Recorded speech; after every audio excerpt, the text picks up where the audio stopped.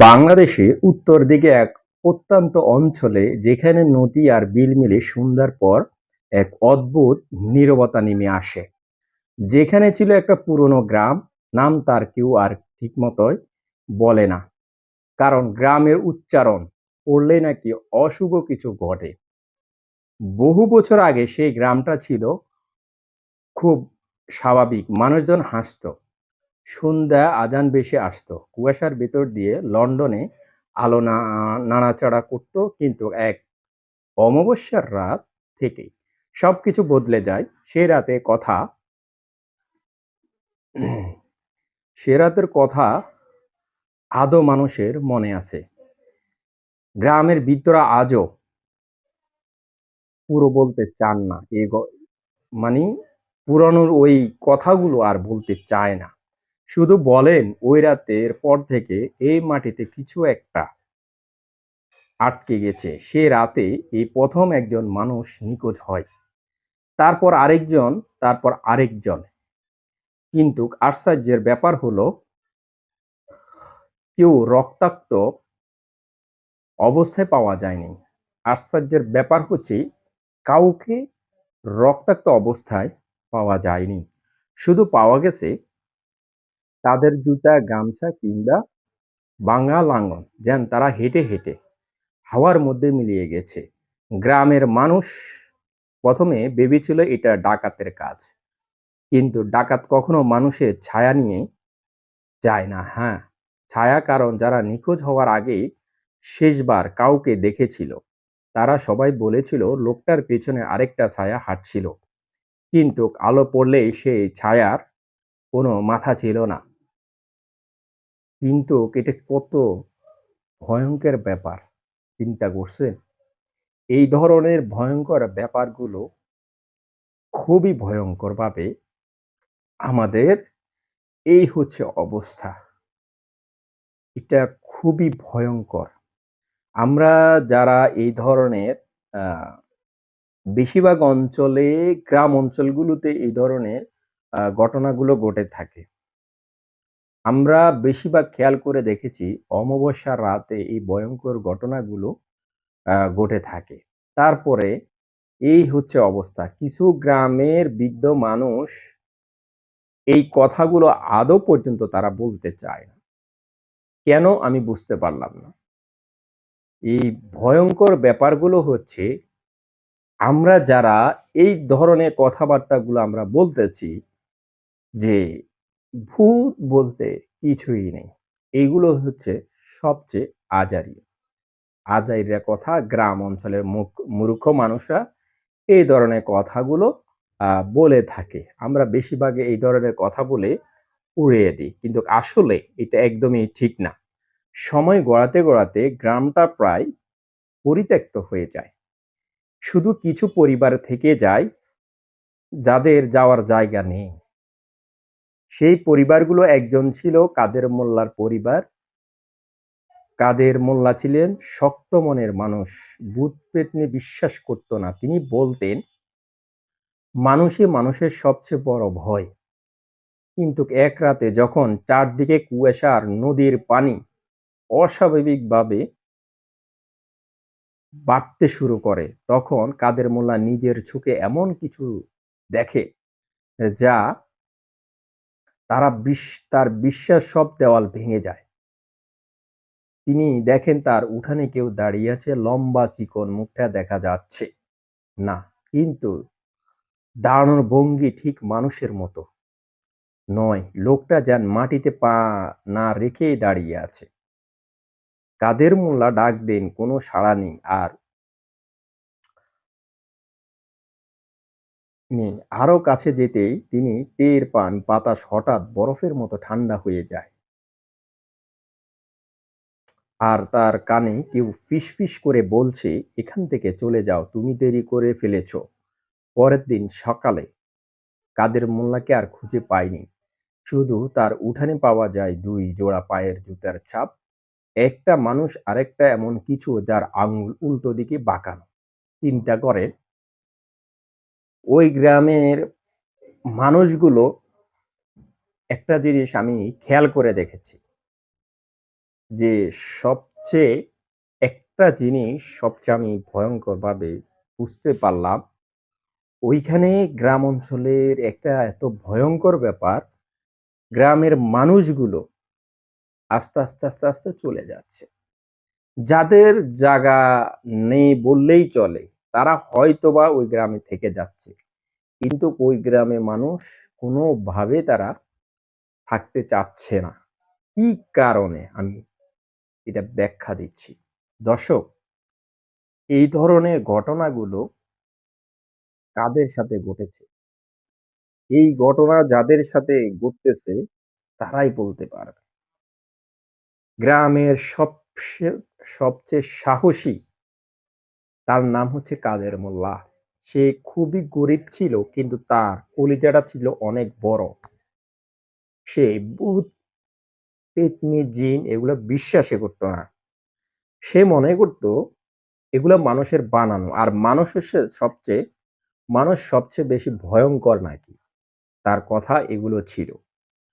দর্শক, আমরা ধরুন এই ধরনের কথা যারা বিশ্বাস করতে চাই না, আমরা যারা এই ধরনের কথা বিশ্বাস করি না, আমরা মনে করি আমাদের কিছু হবে না। আমরা সাহস করে ওই গ্রামে থাকি। বা অনেকে থেকে গেছে, অনেকে এটা নিয়ে রিসার্চ করতে গেছে।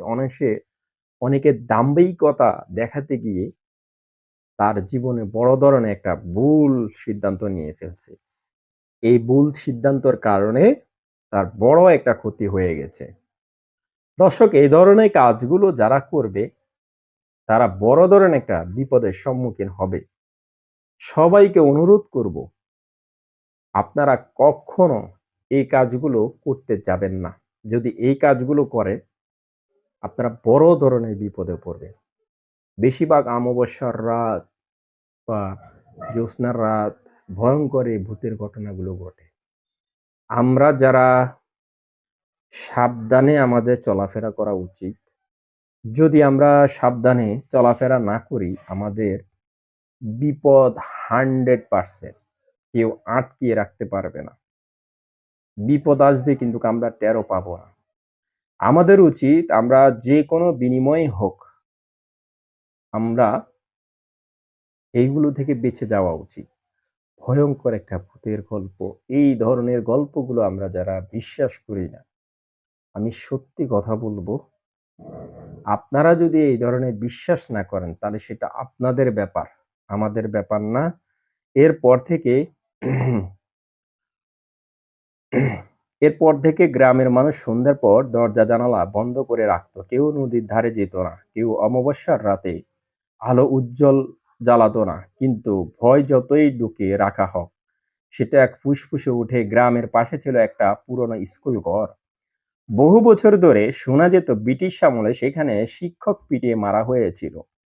তার লাশ নাকি স্কুলের মেঝের নিচে পুঁতে ফেলা হয়েছিল।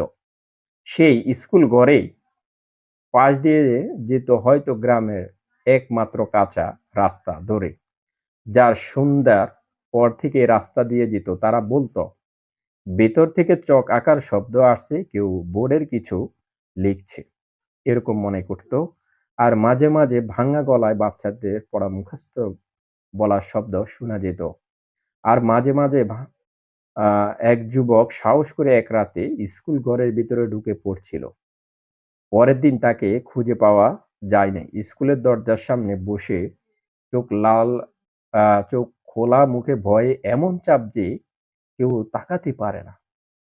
আর সেই আজও কথা বলতে পারে না। এই ঘটনার পর ধীরে ধীরে আশপাশের এলাকাতে ছড়িয়ে পড়ে। অনেকে এটাকে জিনের কাজ বলে, কেউ বলে অপবাদতা, বলে অতৃপ্ত আত্মা। হুম? কিন্তু গ্রামের এক বৃদ্ধা, যাকে সবাই মা ঠাকুরানী বলে ডাকতো, তিনি বলেছিলেন এটা একটাবার বেশি কিছু না। এটা জায়গার অভিশাপ। তিনি বলেন বহু বছর আগে এই গ্রামে একটা অন্যায় হয়েছিল। এক নির্দোষ মেয়েকে অপবাদ দিয়ে হত্যা করা হয়েছিল। আর তার শেষ নিঃশ্বাস এই মাটির ভিতরে ঢুকে গেছে। সেই মেয়ের কান্না এখনো রাতের বাতাসে ভাসে। অমাবস্যার রাতে যদি খুব মন দিয়ে শুনে, সে নাকি শুনতে পায়। কেউ বলে আমাকে মুক্তি দাও, কিন্তু মুক্তি দেওয়ার সাহস কারো নেই। চিন্তা করে। এই গ্রাম অঞ্চলের মানুষগুলো বেশিরভাগই আমি দেখছি বিচার আচারে ২ নাম্বারি করে বেড়ায়। তারা একটাবার মরার চিন্তাভাবনা পর্যন্ত করে নাই। এরা মানে বুঝতে চেষ্টা করে না যে এই ঘটনাগুলোর কারণে যে ওই গ্রামের মানুষ যে কত বড় বিপদের সম্মুখীন হবে।